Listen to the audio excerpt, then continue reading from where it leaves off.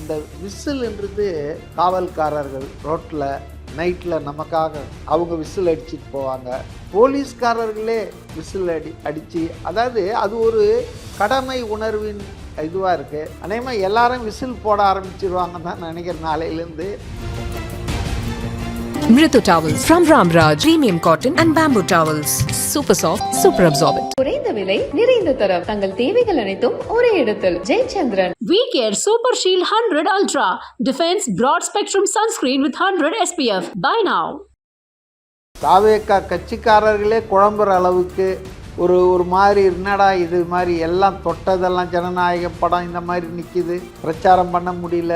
விஜய்ன்ற பேர்லேயே நாங்கள் ஒரு தொகுதியில் 10 பேரை நாங்கள் நிற்க வைப்போம். 234க்கும் தனித்தனி சின்னம் கொடுத்துருவோம், போயிட்டோம், அவ்வளோதான். கேஸ் போடுறியா போட்டுக்க, அதுக்குள்ளே எல்லாம் ரூல்ஸ்லாம் வந்துடும், எல்லாம் அவ்வளோதான், முடிஞ்சுது, நாங்கள் பார்த்துருவோம், விட்டுருவோமா அப்படின்னு ஆணவத்தில் சொன்னார். ஸோ இன்றைக்கி உண்மையிலேயே பல குழப்பங்களுக்கும் பல நெருக்கடிகளுக்கும் ஒரு முடிவு கட்டினதாக தான் நான் நினைக்கிறேன். ஆக்சுவலாக எனக்கு கேள்விப்பட்டது ஆட்டோ தான் அவங்களுடைய ஃபஸ்ட்டு ப்ரிஃபரன்ஸாக இருந்திருக்கு. ஆனால் இவங்க இப்போ தானே ரிஜிஸ்டர் பண்ண அன்ரிகக்னைஸ்டு பார்ட்டி தானே, அதனால் இவங்களுக்கு ஃப்ரீயாக இருக்கிற சிம்பிளில் தான் இவங்க செலக்ட் பண்ண முடியும். ரசிகர்கள்லாம் அவரை அந்த சக்ஸஸ் மீட்டிங்கு இதுலேயும் அரசியல் என்னன்னு கேட்கும்போது கப்பு ரொம்ப முக்கியம் பிகிலு அப்படின்னு சொன்னார். கடமை உணர்வின் இதுவாக இருக்குது. அப்புறம் இந்த விளையாட்டு போட்டிகள், இதை விட டெய்லி நம்ம பஸ்ஸில் போகிறவங்களுக்கெல்லாம் அந்த விசில் சத்தம் கேட்டுக்கிட்டே தான் இருக்கும். அப்போ இதுவும் ஆட்டோக்கு இணையான ஒரு காமன் மேன் சிம்பிள் தான். அநேகமாக எல்லாரும் விசில் போட ஆரம்பிச்சிருவாங்கன்னு தான் நினைக்கிறேன் நாளையிலேருந்து. அதிமுக கூட்டணியில் எல்லாம் செட்டில் ஆகிட்டுலாம் நிர்பந்தம், மிரட்டல், அந்த அதிகார இதை வச்சு தான் பண்ணுறாங்க. இல்லைன்னா டிடிவி தினகரன் என்னெல்லாம் பேசினார், அதே மாதிரி தான் அன்புமணி. இப்போ பாஜக கூட்டணி சேர்க்கறது பூரா பார்த்திங்கன்னா யாரும் கொள்கை அடிப்படையிலலாம் இல்லை, அதிகாரம், மிரட்டல், இதெல்லாம் மிரட்டி தான் பாஜக தலைமை இவங்களெல்லாம் கூட்டணியில் சேர்க்குறாங்க. திமுக தலைமையை பொறுத்தவரையிலங்க காங்கிரஸ்லேயும் விசிகாலையும் கொஞ்சம் ப்ராப்ளம் இருந்துகிட்டே தாங்க இருக்குது. மதவாத பாஜக, சாதிவாதம் பேசும் பாமக, இந்த இரண்டும் இருக்கிற கூட்டணியில் நாங்கள் இடம்பெற மாட்டோம்னு ஒரு 14-15 வருஷமாக அவங்க அதை கன்சிஸ்டண்ட்டாக விசிகா இருக்காங்க. திமுக வழக்கம் போல் பேக் சேனல் வழியாக சில மூத்த அமைச்சர்களை விட்டு ராமதாஸ் கிட்ட பேச்சுவார்த்தை நடத்தி அட்வான்ஸ் ஸ்டேஜுக்கு போயாச்சு.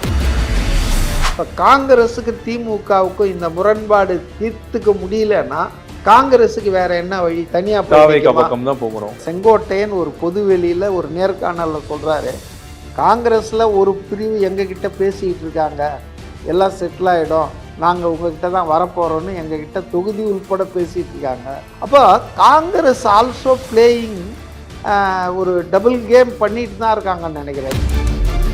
கடந்த சட்டமன்ற தேர்தலில் திமுக ஒரு அப்பர் ஹேண்ட் எடுத்துதுங்க. ஆளுமையான ஜெயலலிதா போன்றவர்கள் இல்லாத சூழலில் அதிமுக 3ஆம் நாளாக பிளந்து இருந்த சூழல்லையே ஜஸ்ட் 3-4% தான் அவங்க வெற்றி வாகை சூட முடிஞ்சது. ஆனால் இன்னைக்கு விஜய்ன்ற ஒருத்தர் களத்தில் பெரிய அப்ஸ் அண்ட் டவுன்ஸ் ஆகி கிடக்குது. இப்போ அந்த பழைய 2021 எலெக்ஷன் டேட்டாலாம் இப்போ செல்லுபடி ஆகிறதுக்கு வாய்ப்பே இல்லை. சார் வணக்கம். சார் வணக்கம் சார். இன்னைக்கு தாவேகா அப்படின்ற தொடர்ந்து ஒரு நாளும் பேசக்கூடிய ஒரு பொருளாக இருக்குது. ஸோ அப்படின்னு இருக்கும் இன்னைக்கு தாவேகா மற்றும் மக்கள் நீதி மையத்துக்கு அந்த சின்னங்கள் ஒதுக்கப்பட்டிருக்கு. மக்கள் நீதி மையத்துக்கு டார்சல் சின்னமும் தாவேகாருக்கு விசில் சின்னமும் ஒதுக்கப்பட்டிருக்கு. இது எப்படி பார்க்குறீங்க? நீங்கள் ஒரு தாவேகா ஆதரவாளரும் கூட, எப்படி பார்க்குறீங்க இந்த விஷயத்தை? தாவேகா ஆதரவாளர் இல்லை, அரசியல் விமர்சகர் தான். தாவேகாவை நான் ஆதரிக்கிறதுக்கு காரணம் அவங்க அரசியல் சரியான திசையில் போயிட்டுருக்கு, அதுதான் விஷயம். ஸோ இன்றைக்கி உண்மையிலேயே பல குழப்பங்களுக்கும் பல நெருக்கடிகளுக்கும் ஒரு முடிவு கட்டினதாக தான் நான் நினைக்கிறேன். ஏன்னா பொது வெளியில் பல பேர் தாவேகாவுக்கு எதிராக இந்த சின்னத்தை வச்சு விளையாடிட்டு இருந்தாங்க. தாவேகா கட்சிக்காரர்களே குழம்புற அளவுக்கு ஒரு மாதிரி என்னடா இது மாதிரி எல்லாம் தொட்டதெல்லாம் ஜனநாயக படம் இந்த மாதிரி நிற்கிது, பிரச்சாரம் பண்ண முடியல, ஆக இந்த சின்னத்தை இழுத்து அடித்து பண்ணுறாங்கன்னு எந்த அளவுக்கு ரொம்ப கேவலமாக பேசுனாங்கன்னா, அதை எதிர்க்க வேண்டியவர் அவர். சொல்லப்போனால் இந்த மாதிரி தேர்தலில் நேர்மை இல்லாமல் நடப்பதை, அதாவது உண்மைக்கு புறம்பாக செயல்படுவதை எதிர்த்து குரல் கொடுக்க வேண்டிய ஒரு போராளின்னு சொல்லிட்டு இருக்கிறவர். அவர் எவ்வளோ ஆணவத்தோடு பேசினார்னா, இது போல் வந்து சும்மா விட்டுருவோமா, விஜய்ன்ற பேர்லேயே நாங்கள் உன் தொகுதியில் 10 பேரை நாங்கள் நிற்க வைப்போம், 234க்கும் தனித்தனி சின்னம் குத்துருவோம், போயிட்டு வா, அவ்வளோதான், கேஸ் போடுறியா போட்டுக்க, அதுக்குள்ளே எல்லாம் ரூல்ஸ்லாம் வந்துடும், எல்லாம் அவ்வளோதான் முடிஞ்சுது, நாங்கள் பார்த்துருவோம், விட்டுருவோமா அப்படின்னு ஆணவத்தில் சொன்னார். பல பேருக்கு உண்மையிலே ஒரு அச்சம் வந்தது, இப்படியெல்லாம் விளையாடுமா. ஏன்னா பாஜக வந்து எந்த எல்லைக்கும் போகக்கூடியது. தேர்தல் ஆணையம் என்பது சமீப காலமாக பெரும் குற்றச்சாட்டுக்கும் ஐயப்பாட்டுக்கும் ஆளாகி இருக்கிறது. எதிர்க்கட்சி தலைவராகிற ராகுல் காந்தி ஓட்டு கொள்ளைன்னு சொல்லியே நாடு பூரா பிரச்சாரம் பண்ணுறாரு. அப்போ இந்த சூழ்நிலை இப்படி நடக்குமா, அப்படி ஆயிடுமா, அப்படின்னா அது பெரிய பிரச்சனை ஆகிடுமே அப்படின்னு தாவேகா தொண்டர்கள் உண்மையிலே குழம்ப தொடங்கிட்டாங்க. இப்போ இன்றைக்கி வந்திருக்கக்கூடிய இந்த தேர்தல் ஆணையத்தின் உத்தரவு எல்லாருக்கும் ஒரு நிம்மதியாக இருக்குது. ஆக்சுவலாக வந்து எனக்கு கேள்விப்பட்டது ஆட்டோ தான் அவங்களுடைய ஃபஸ்ட்டு ப்ரிஃபரன்ஸாக இருந்திருக்கு. ஆட்டோ சின்னம்னா ஒரு காமன் மேன் யூஸ் பண்ணுற வெஹிக்கிள், அது வந்து ரொம்ப நல்லா இருக்கும் அப்படின்ற மாதிரி. ஆனால் இவங்க வந்து இப்போ தானே ரிஜிஸ்டர் பண்ண அன்ரிகக்னைஸ்டு பார்ட்டி தானே, அதனால் இவங்களுக்கு வந்து ஃப்ரீயாக இருக்கிற சிம்பிளில் தான் இவங்க செலக்ட் பண்ண முடியும். அந்த ஃப்ரீ சிம்பிளில் இவங்க செலக்ட் பண்ணதில் விசிலும் ஒன்றுன்னு வச்சிங்களேன். ஏன்னா ஒரு படத்தில் நடிச்சிட்டு கூட ஒரு கட்டத்தில் சில வருஷங்களுக்கு முன்னால் ரசிகர்கள்லாம் அவரை வந்து அந்த சக்ஸஸ் மீட்டிங்கு எதுலேயும் வந்து அரசியல் என்னன்னு கேட்கும்போது கப்பு ரொம்ப முக்கியம் பிகிலு அப்படின்னு சொன்னார். அப்போ அந்த பிகிலு அதான் விசில் தான் பிகிலு தமிழில். அப்போ அந்த பிகிலுன்றது வந்து ஏற்கனவே அது கொஞ்சம் பரவலாக எல்லாருக்கிட்டே இருக்கு. ரெண்டாவது பார்த்திங்கன்னா அந்த விசில்ன்றது காவல்காரர்கள் ரோட்டில் நைட்டில் நமக்காக அவங்க விசில் அடிச்சிட்டு போவாங்க, போலீஸ்காரர்களே விசில் அடித்து, அதாவது அது ஒரு கடமை உணர்வின் இதுவாக இருக்குது. அப்புறம் இந்த விளையாட்டு போட்டிகள், அதை விட டெய்லி நம்ம பஸ்ஸில் போகிறவங்களுக்கெல்லாம் அந்த விசில் சத்தம் கேட்டுக்கிட்டே தான் இருக்கும். அப்போ இதுவும் ஆட்டோக்கு இணையான ஒரு காமன் மேன் சிம்பிள் தான். ரெண்டாவது ஈஸியாக அதை வந்து இது பண்ணலாம், எல்லாருக்கிட்டே காட்டலாம், எல்லோரும் யூஸ் பண்ணலாம். அநேகமாக எல்லாரும் விசில் போட ஆரம்பிச்சிருவாங்கன்னு தான் நினைக்கிறேன் நாளையிலேருந்து. இந்த காலத்தில் நான் ஏற்கனவே சொல்லியிருக்கேன், சின்னம் என்பது பிரதானம் இல்லை, அது ஒரு முக்கியமான விஷயம்னா சொல்லலாம். ஆனால் சின்னத்துக்காக யாரும் ஓட்டு போடுறது இல்லைங்க. அதாவது விஜய் கட்சி சின்னம் என்ன, இந்த தேர்தலில் இந்த தொகுதியில் விஜய் கட்சிக்கு என்ன சின்னம்னு கேட்டு விஜய்க்காக தான் ஓட்டை தவிர சின்னத்துக்காக ஓட்டு இல்லை. ஆனாலும் ஒரு பாப்புலராக பார்த்தீங்கன்னு சொன்னால் சின்னம்ன்றது ஒரு ரோல் ப்ளே பண்ணுது எலெக்ஷனில். இரட்டை இலையாட்டம் சரி, சூரியன் ஆகட்டும் சரி. அதாவதுங்க காலங்காலமாக காளை மாட்டுக்கும் பசுங்கண்ணுக்கும் ஓட்டு போட்டுட்டு இருந்தவங்க டக்குன்னு உதயசூரியனுக்கு மாறுறாங்க 67. அப்புறம் 67லேருந்து 77 வரைக்கும் உதயசூரியனுக்கே போட்டுட்ருக்காங்க. 77ல் ரெட்டை இலைக்கு மாறுறாங்க. இப்போ அது மாதிரி வந்துங்க சின்னங்கள் முக்கியம் இல்லை, சின்னத்துக்கு இல்லை ஓட்டு, அதை நம்ம புரிஞ்சுக்கணும். அது ஒரு அடையாளம் தான். எம்ஜிஆர் சின்னம் என்ன அப்படின்னு கேட்டு தான் போடுவாங்க. எம்ஜிஆருக்கு ரெட்டை இலைன்னா ரெட்டை இலை, ஒருவேளை எம்ஜிஆருக்கு 3 இலை இருந்ததுன்னா 3 இலை சின்னத்தை தான் ஓட்டு போடுவாங்க. அதனால் அந்த சின்னம்ன்றது பெரிய இம்பார்ட்டண்ட் இல்லை. ஆனாலும் 234லேயும் நாங்கள் தனித்தனி சின்னம் கொடுத்துருவோம் அப்படின்னு பாருங்க. அது இன்றைக்கி வந்து பொய்யான தகவல், உண்மைக்கு மாறான தகவல். தேர்தல் ஆணையத்தில் அப்படி ஒரு ஏற்பாடும் இல்லை, விதிகளும் இல்லை அப்படின்றது இன்றைக்கி வந்து இதாக இருக்குது. அந்த ஆர்டர்லேயே தெளிவாக சொல்லியிருக்காங்க, நான் படித்து பார்த்தேன். தமிழ்நாட்டில் இந்த சட்டமன்ற தேர்தலுக்கு 234 தொகுதிகளிலும் இந்த இதுக்கு தான் தாவேகாவுக்கு தான் இது கொடுப்பாங்க, அந்த ரிட்டர்னிங் ஆஃபீஸர். அதாவது ஒரு சாதாரண காமன் மேன் ஈஸிலி ஐடென்டிஃபை பண்ணலாம், விசில் கையில் கொடுக்கலாம், இப்போ கிரிக்கெட் பேட்டுன்னா கூட கொண்டு போய் கொடுக்கலான்னு வச்சிங்களேன். ஸோ எனக்கு என்னவோ இது ஒரு அட்வான்டேஜான சின்னமாக தான் நான் பார்க்குறேன். ஆனால் இதனாலேயே ஜெயிச்சிருவாங்க அப்படின்னா என்றைக்குமே நான் நம்ப மாட்டேன். யாருக்கு மக்கள் ஆதரவு பண்ணணும்னு முடிவு பண்ணிட்டு தான் அப்புறம் தான் அவர் சின்னத்தை தேடுவாங்க. சின்னத்தை தேடிட்டு ஆளை பார்க்கறது இல்லை. ஸோ ஃபார் ஸோ குட், நல்ல விஷயமாக தான் நான் பார்க்குறேன். ஒரு மாதமாக அநேகமாக ஈரோட்டில் அவர் பரப்புரை செஞ்சதுக்கப்புறம் டிசம்பர் 18ன்னு நான் நினைக்கிறேன். இதுவரையில் விஜய் வெளியே எதுவும் பெருசாக ஆக்டிவிட்டீஸ் இல்லை. அஃப்கோர்ஸ் அந்த அருண்ராஜ் தலைமையிலான அந்த தேர்தல் பரப்புரை அந்த தேர்தல் அறிக்கை தயாரிப்பு குழு கூட்டம் கூடிச்சு. அப்புறம் நேற்று கூட அந்த தேர்தல் பரப்புரை செங்கோட்டையன் அந்த குழு கூடியிருக்கு. இப்படி அவங்க மற்ற வேலைகளை பார்க்குறாங்க. பட் விஜய் வெளியே எதுவுமே பேசலை. சார், இந்த சின்னத்தை பற்றி பேசின பிறகு இப்போ கூட்டணிகள் அப்படின்னு சொல்லிட்டு பார்த்தீங்கன்னா, அதிமுக தலைமை கூட்டணியாட்டம் சரி, திமுக தலைமை கூட்டணியாட்டம் சரி, தமிழகத்தில் ஆல்மோஸ்ட் எல்லாமே செட்டில் ஆயிட்டாங்க. தாவேகா பக்கம் யாரும் போகவே இல்லை. தாவேகா எந்த பக்கம் போகுது? காங்கிரஸ் பக்கமா, இல்லை அதிமுக பக்கமா, இல்லை தனித்தா அப்படின்னு ஒரு பெரிய ஒரு கேள்விக்குறியா இருக்கு.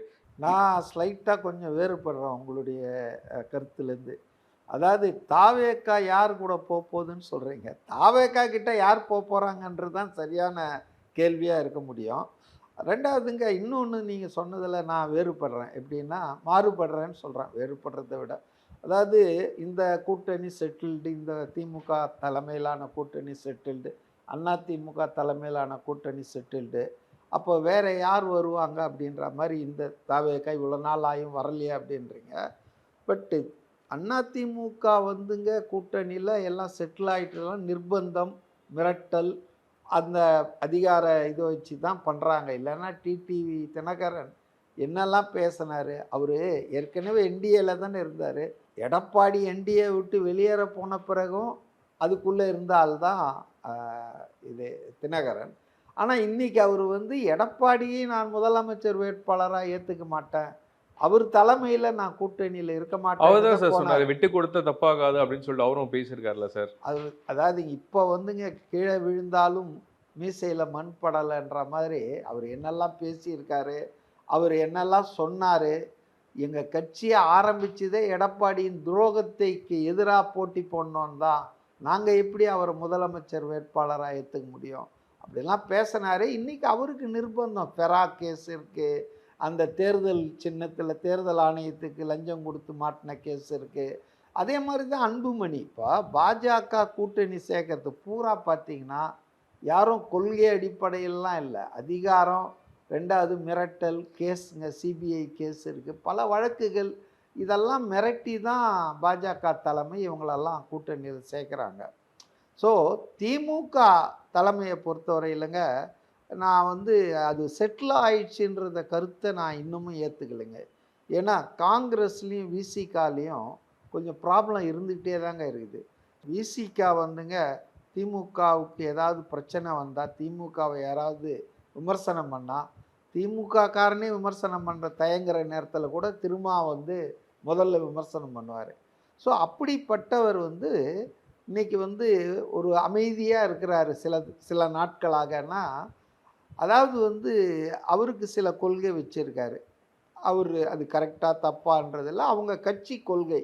பாஜக பாமக, மதவாத பாஜக, சாதிவாதம் பேசும் பாமக, இந்த இரண்டும் இருக்கிற கூட்டணியில் நாங்கள் இடம் பெற மாட்டோம்னு ஒரு 14-15 வருஷமாக அவங்க அதை கன்சிஸ்டண்ட்டாக வீசிக்கா இருக்காங்க. ஆனால் இன்றைக்கி திமுக தலைமைக்கு மிகப்பெரிய தவிப்பு இருக்குங்க. எவ்வளோ பேரை சேர்க்க முடியுமோ சேர்த்துடணும். ஏன்னா இந்த முறை தேர்தல் என்பது ரொம்ப ஃபியர்ஸாக 3 அணிகள் மத்தியில் வரும்போது ஸ்மால் மார்ஜின்ஸில் வெற்றி தோல்விகள் தீர்மானிக்கப்படலாம்ன்ற சூழல் தான் இருக்குங்க. யாருக்கும் பிரம்மாண்டமான வெற்றி 200-200க்கு மேலாம் அதெல்லாம் சும்மா டயலாக் தாங்க. அவங்க என்ன பண்ணுறாங்கன்னா, திருமாவளவனை கான்ஃபிடென்ஸில் எடுத்துக்காமல், நாங்கள் இது போல் பாமக அவர் வர விரும்புகிறாரு ராமதாஸ், அந்த ஃபேக்ஷனை கொண்டு வந்தால் வட தமிழ்நாட்டில் இப்போ நீங்களும் இருந்தீங்கன்னா எல்லாம் நல்லா இருக்கும்னு முதல்ல திருமாவளவன்கிட்ட பேசி அவரை கான்ஃபிடென்ஸில் எடுத்துக்கிட்டு ராமதாஸ் கிட்ட பேசியிருக்கணும். ஆனால் திமுக வழக்கம் போல் பேக் சேனல் வழியாக சில மூத்த அமைச்சர்களை விட்டு ராமதாஸ் கிட்ட பேச்சுவார்த்தை நடத்தி அட்வான்ஸ் ஸ்டேஜுக்கு போயாச்சு, எவ்வளோ தொகுதி எப்படின்னு. அந்த நேரத்தில் தான் இவருக்கு இந்த தகவலை சொல்கிறாங்க, அப்படி இன்ஃபார்ம் பண்ணுறாங்க. இந்த மாதிரி வந்து இருக்குது, நீங்கள் என்ன நினைக்கிறீங்கன்னு கேட்குறாங்க. அதை முதல்லையே இல்லை கேட்டிருக்கணும். இப்போ அவர் வெளியே நிற்கிறாரு, ரெடியாக தான் இருக்கிறாரு. அவருக்கு வேறு போக்கிடம் கிடையாதுங்க ராமதாஸை பொறுத்தவரையில். Is ready to enter DMK alliance. ஆனால் இப்போ இவர் என்ன சொல்கிறார், அவர் மட்டும் இல்லை, அவருடைய கட்சி நிர்வாகி, வன்னி அரசு, மற்ற அந்த சங்கத்தமிழன் எல்லாருமே தெளிவாக சொல்கிறாங்க, நாங்கள் ஒரு நிலைப்பாடு எடுத்து நிற்கிறோம், அந்த நிலைப்பாட்டை மாற்றுறதுன்றது சாத்தியம் இல்லை அப்படின்றது இன்னி வரைக்கும், இந்த நிமிஷம் வரைக்கும் அந்த நிலை இருக்குது. ஒன்று திமுக விசிக போனாலும் பரவாயில்லன்ட்டு பாமகவுடைய ராமதாஸ் பிரிவை சேர்க்கணும். இவ்வளோ நாள் அப்படி இருந்தாங்களா சார்? இல்லைன்னா அவங்கள அப்படியே விட வேண்டியது தான். விசிகாவை நான் நினைக்கிறேன், திமுகவுக்கு விசிக வந்து மிகப்பெரிய அசட்டுங்க. மற்றவங்கெல்லாம் சும்மா, ஈவன் கம்யூனிஸ்டுகள் கூட 2 கம்யூனிஸ்டும் சேர்த்தாலே 3% கூட வராது, ஆளுக்கு 1%, 1.5%. ரெண்டாவது களமாடக்கூடியது வந்து விசிக தோழர்கள். ஸோ அதனால் வந்து விசிகாவை திமுக இழக்க நினைக்காது. ஆனால் ஒரு டிக்லிஸான ப்ராப்ளம் இருக்குது. அதனால தான் பார்த்தீங்கன்னா கடந்த சில தினங்களாக வந்து விசிக தலைவர் வந்து வழக்கமாக பொது வெளியிலேயே இருக்கிறவர், அதாவது மீடியாவில் இருக்கக்கூடியவர், இப்போ வந்து ஆப்சண்ட் ஆகிட்டார். இதை விட அதாவது என்னென்னா ஆடிங் இன்சல்ட் டு இன்ஜுரின்னு வாங்க ஆங்கிலத்தில், பட்ட காலிலே படும் கெட்ட குடியே கெடுன்ற மாதிரி இன்றைக்கி வந்து ராஜா துணை பொதுச் செயலாளர் திமுக, அவர் சும்மா இல்லாமல் விசிக ஒரு ஜாதி கட்சி, திருமாவளவன் ஒரு ஜாதி தலைவர் தானே அப்படின்ற மாதிரி பேசிட்டார். அப்போ பாமகவும் ஒரு ஜாதி கட்சி தானே சார்? அதாங்க அது நீங்கள் கேட்குற கேள்வி கரெக்டு. ராஜாவுக்கு தான் இந்த கேள்வி கேட்கணும். இல்லை இவர் ஏன் இப்படி பேசினாரு, ஒரு தங்களோடு விசிக வந்துங்க ஒடுக்கப்பட்ட மக்களுக்காக துவக்கப்பட்ட கட்சியாகத்தான் துவக்கத்தில் இருந்தது. ஆனால் இப்போ இருக்கு, அதாவது விடுதலை சிறுத்தைகள், தலித் பேந்தர்ன்ற ஒரு அமைப்பு தேர்தலிலேயே பங்கெடுக்காமல் ஒடுக்கப்பட்ட மக்களின் நலன்களை பாதுகாப்ப, உரிமைகளை பாதுகாக்க ஒரு சமூக அமைப்பாக தான் அது இருந்தது. அதுக்கப்புறம் தான் மூப்பனார் போன்றவர்கள்லாம் அவங்களெல்லாம் இல்லை, நீங்கள் இதில் கலந்துக்கணும், அரசியலில் கலந்து தேர்தலில் பங்கெடுத்தாதான் அதிகாரத்தில் நீங்கள் வர முடியும்லாம் சொன்னதுக்கப்புறம் தான் அதில் மூப்பனாருக்கு ஒரு பெரிய ரோல் இருக்குதுன்னு நினைக்கிறேன், விசிகாவை தேர்தல் அரசியலுக்கு கொண்டு வந்ததில். அப்போ அதுக்கப்புறம் பார்த்திங்கன்னா விசிக வந்து அந்த ஜாதின்னு இல்லாமல் ஏற்கனவே பாமக கூடலாம் அலையன்ஸ் வச்சுருக்காரு. அவர் தமிழ் குடிதாங்கின்லாம் பாராட்டியிருக்காரு, அவரை வச்சு நிறைய அம்பேத்கர் சிலையெல்லாம் திறக்க வச்சுருக்காரு. அதனால் இருந்தாங்க. அதே போல் அந்த கட்சியிலையும் பார்த்திங்கன்னா நான் தலித்து முஸ்லீம்ஸ் எல்லாம் சேர்க்க ஆரம்பித்தாங்க. வெறும் எஸ்சி எஸ்டி, அது ஒரு பகுஜன் சமாஜ் கட்சியோ அல்லது ஒரு புரட்சி பாரதம் மாதிரியோ அதை கணக்கில் விடுவார். அப்போ அவர் ஒரு அரசியல் செய்கிறாரு, மக்களுக்கான அரசியல், அதாவது ஒடுக்கப்பட்ட மக்களுக்கான அரசியல், அதெல்லாம் பண்ணுறவர். அவரை இவ்வளோ நாள் கழித்து ராசா வந்து ஒரு ஜாதிய தலைவர்னு எதுக்காக பேசினார், ஏன் சொன்னார்ன்ற ரிலவன்ஸே இல்லை. அது வந்து எல்லாரையும் புண்படுத்திடுச்சு. இப்போ அது சம்மந்தமாக வந்து அந்த விசிக வந்து தமிழ்நாடு பூரா ஆர்ப்பாட்டம் பண்ணியிருக்காங்க. பல மாவட்டங்களில், பல ஊர்களில் நாதாரி ராஜான்லாம் கோஷம் போட்டு பண்ணியிருக்காங்க. ஸோ இந்த 2 இஷ்யூஸ் வந்து இன்றைக்கி வந்து ஒரு ஸ்மூத்தாக போயிட்டு இருந்த திமுக விசிகவுடைய அந்த உறவை வந்து கெடுத்து இருக்கிறதா நான் நினைக்கிறேன். 3வது நான் என்ன நினைக்கிறேன்னா, ஏன் செட்டில் ஆகலை நான் சொல்கிறேன்னா, இப்போ இந்த சீட் ஷேரிங் வந்து நம்பர் ஆஃப் சீட்ஸ் போன முறை தங்களுக்கு உண்டான பலத்துக்கு ஏற்ற மாதிரி கொடுக்கல. திமுக வந்து தங்களை வந்து சூழ்நிலை நிர்பந்தம்னு சொல்லி நம்மளை வந்து 6க்குள்ள நிறுத்திட்டாங்க. ஆனால் நிச்சயமாக இந்த முறை இரட்டை இலக்கத்தில் 10க்கு மேலே தான் நமக்கு சீட்டு வேணும் அப்படின்றதுல ரொம்ப நாளாகவே அவங்க இருக்காங்க. அவங்களுக்கு அநீதி இழைக்கப்பட்டது சீட் ஷேரிங்லன்னு. அப்போ அது இன்னும் தொடங்கவே இல்லை. இப்போ அதெல்லாம் வந்து பேசாமல் எப்படி இந்த அணி செட்டில் ஆகிடுச்சுன்னுவீங்க. விசிகாவை பற்றி சொல்லிட்டேன். அடுத்தது காங்கிரஸு நிறைய 2 குரூப் இருக்குது. இப்போ ஆக்சுவலாக வந்து இப்போ கூட செயற்குழு போட்டாங்க, டெல்லி போயிட்டு வந்து சத்தியமூர்த்தி பவனில். ஒரு 30க்கும் மேற்பட்டவர்கள் அதில் கலந்துக்கல, இன்க்ளூடிங் KS அழகிரி முன்னாள் மாநில தலைவர், அப்புறம் அந்த இவர் இருக்கார் இல்லையா விருதுநகர் MP மாணிக்கம் தாக்கூர், ஜோதிமணி, இவங்கெல்லாம் 1000 காரணங்கள் இப்போ சொன்னால் கூடங்க வெர்டிக்கல் ஸ்பிளிட் இருக்குது தமிழ்நாடு காங்கிரஸ் கமிட்டியில். அது என்ன ஆகும், ஸ்பிளிட்டில் போய் முடியுமா? தமாக பாமானா மாதிரி ஜெயலலிதாவோட நரசிம்மராவ் போனப்போ உடஞ்சது இல்லையா, அது மாதிரி ஆகுமான்னு தெரியாது. ஸோ நான் எதுக்கு சொல்ல வரேன்னா, காங்கிரஸ் விசிக்கு அன்செட்டில்டாக இருக்குது. இது இன்னும் இறுதி முடிவாகலை.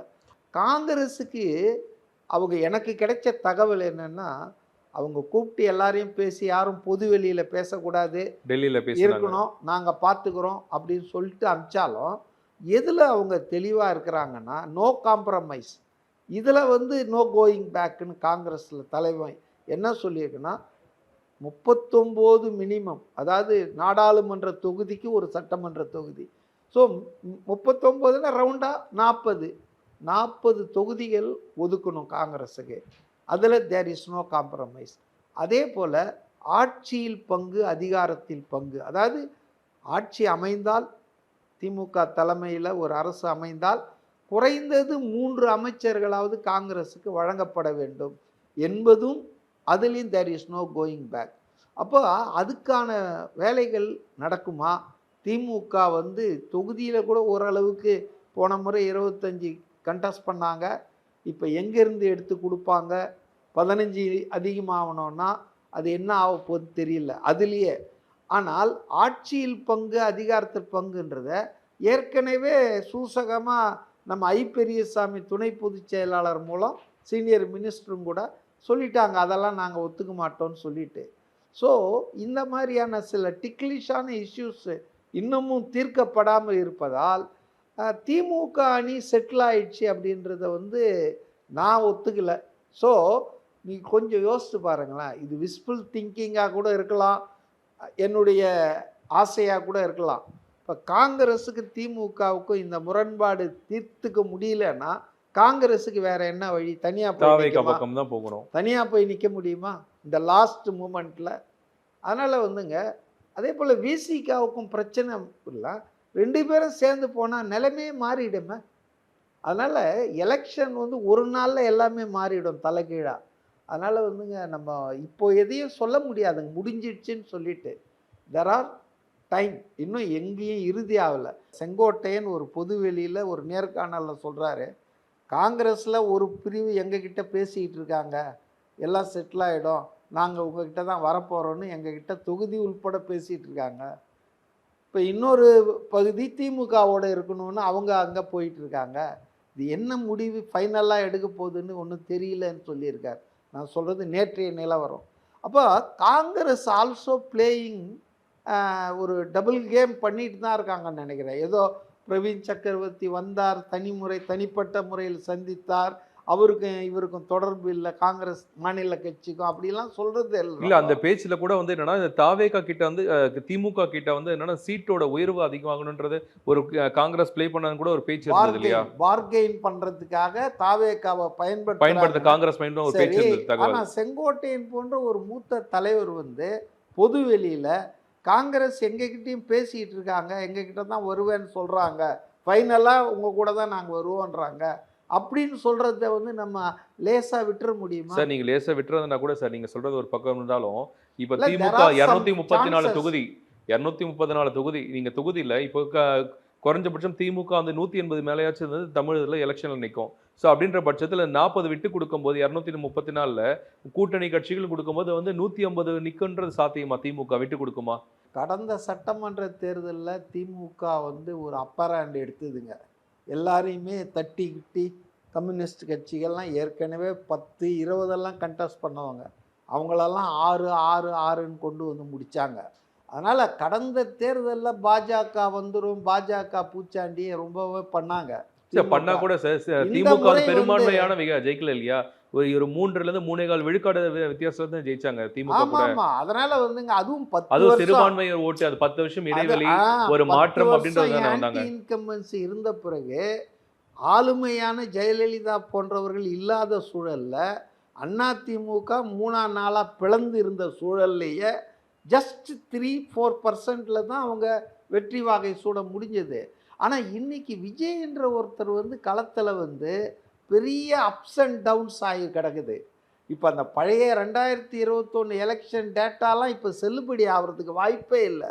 ஏன்னா விஜய் கட்சியை ஆரம்பித்து என்னுடைய இலக்கு 2026 நாங்கள் ஆட்சி பண்ணுவோம், இவங்களை அதாவது அகற்றுவோம் திமுகவைன்னு சொல்லி வெற்றி வாகை சூடுவோம், வரலாறு நம்ம பண்ணுவோம், ரிப்பீட் பண்ண வைப்போம்னு கிளம்பி வந்தப்புறம் அந்த 21 ஃபார்முலா பர்சன்டேஜ் நான் சொல்கிறேன் கேளுங்க. இன்றைக்கி திமுகவுக்கு அதிமுகவுக்கு வழக்கமாக வாடிக்கையாக வாக்களித்து கொண்டிருந்த வாக்காளர்கள் இந்த தேர்தலில் கணிசமானவர்கள் மாறி தாவேக்காவுக்கு ஓட்டு போட போகிறாங்க. இல்லைன்னா தாவேக்காவுக்கு சந்திரமண்டலத்திலேருந்து தான் வரப்போகிறாங்க. First time voter, young voters நேச்சுரலாக டிவிகேக்கு போகிறதுக்கு வாய்ப்பு அதிகம்.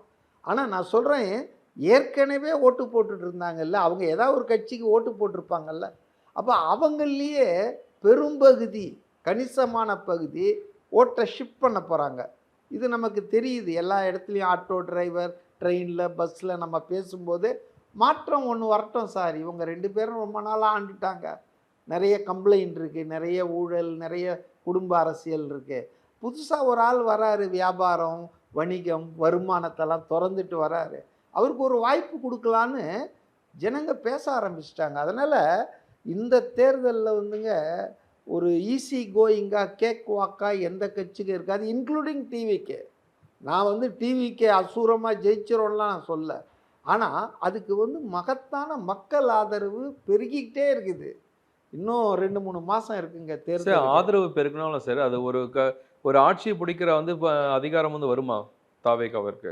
அது வந்துங்க நீங்கள் என்ன சொல்ல வரீங்க நான் நினைக்கிறேன், கட்டமைப்பு இருக்குதா, வாக்காளர்களை அந்த வாக்குச்சாவடிக்கு கொண்டு போய் ஓட்டு போட வைக்கிற அந்த லாஸ்ட் மைல் கவரேஜ் அதில் சிக்கல் இருக்கான்னு நேற்று நம்ம செங்கோட்டைன்னு சொன்னார்.